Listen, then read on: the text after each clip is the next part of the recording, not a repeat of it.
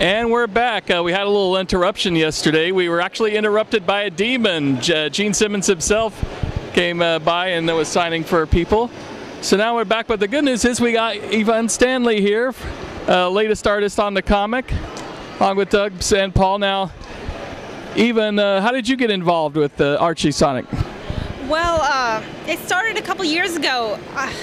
I was never brave enough to enter my own portfolio to Archie, but instead I entered an art contest that they held, and I didn't win, but I ended up getting an email from Paul asking if I wanted to do any work. I think that's a little bit better than winning. Awesome. Have you been having a good time in San Diego? Oh yeah, this is my first time at the con. It's amazing.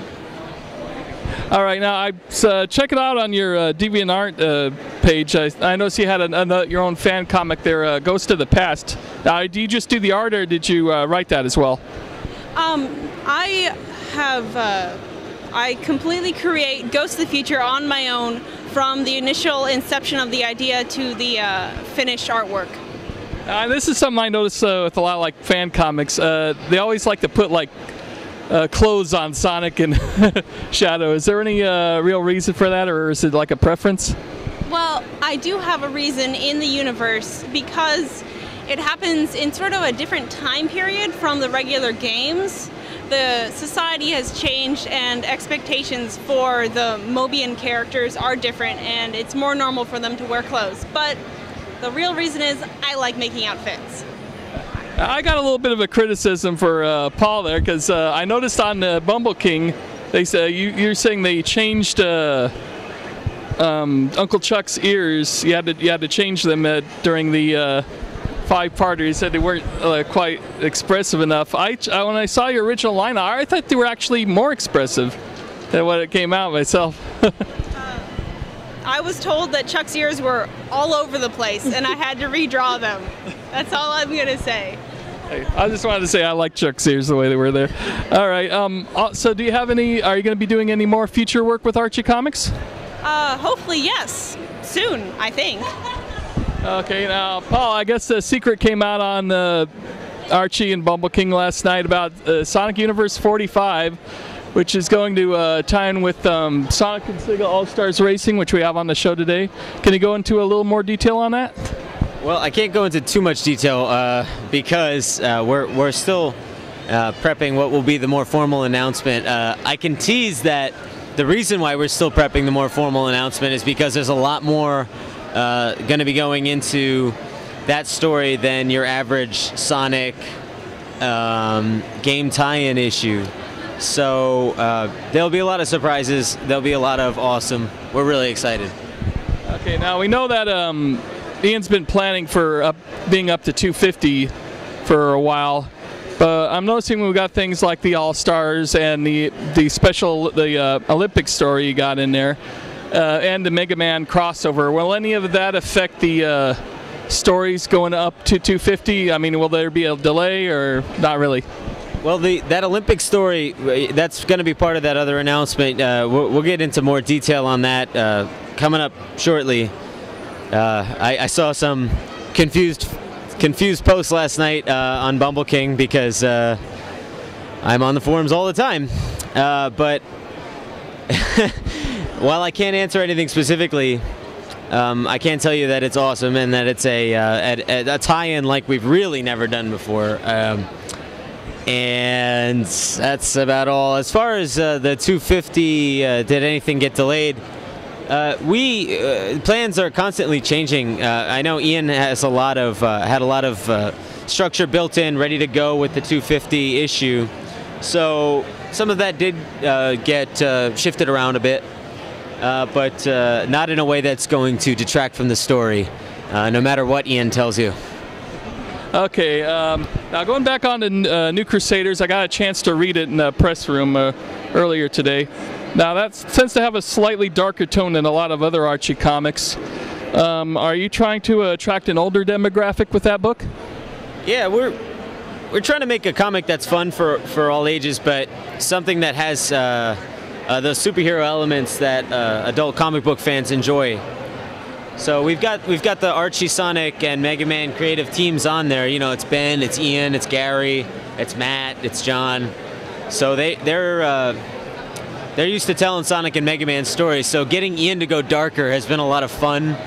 But he's not going too dark. You'll see some mild language, some violence, but overall it's an enjoyable romp for all ages, I think. Okay, how does Shield stay so spry in his old age? The Shield is, he's pushing like 110 or something. He's up there, but that has to do with we're going to go into that later on in the story. But it has to do with his superpowers, how he got his superpowers, which you can read right now on the Red Circle app. Download Pep Comics #1. And that'll give you the whole shebang about how Shield got his powers. So it has to do with that formula that he took, and it preserves his age in certain ways.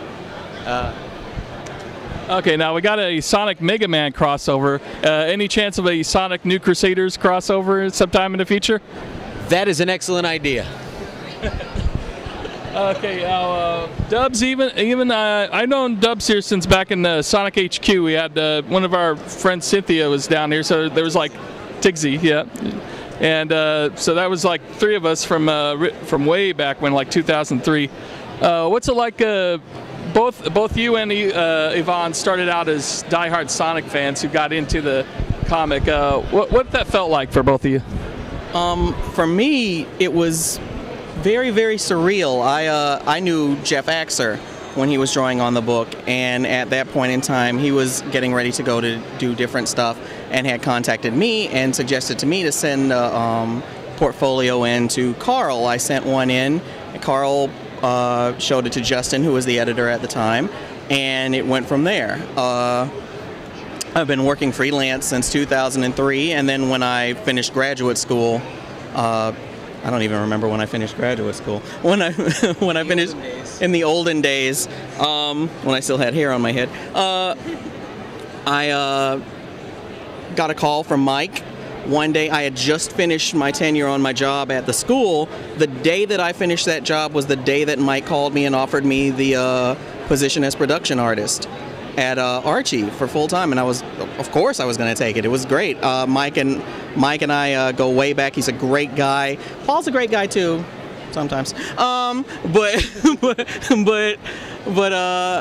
I've loved it ever since. The whole thing has just been, it's kind of been my dream to do either comics or animation, and I went to school for animation but eased into comics, and it's just been non-stop smiles on my faces all the time, so I love it. How's it felt like for you, even? Working in Archie? Yeah. It's a dream come true, literally. When I started making Sonic fan comics, the one thing I wouldn't even let myself hope to do is work for Archie, and now I'm here, and it's everything I ever wished for.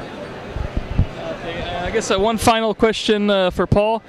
We got Sonic as a license, Mega Man. If you had one more video game or just any other licensed that you can bring to Archie, what would that be that you'd like to have?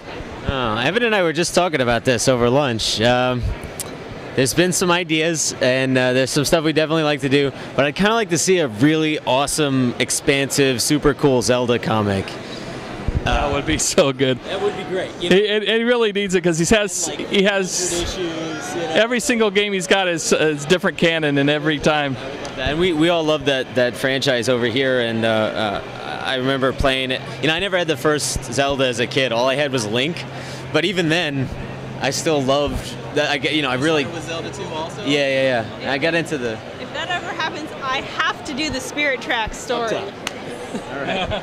Anyway, we would love to expand and we're always looking for new properties and stuff and keep it fresh. Okay, thank you so much for you guys' time. Really appreciate it. Also, Revenge of the Nerbs is the greatest Sonic story ever told.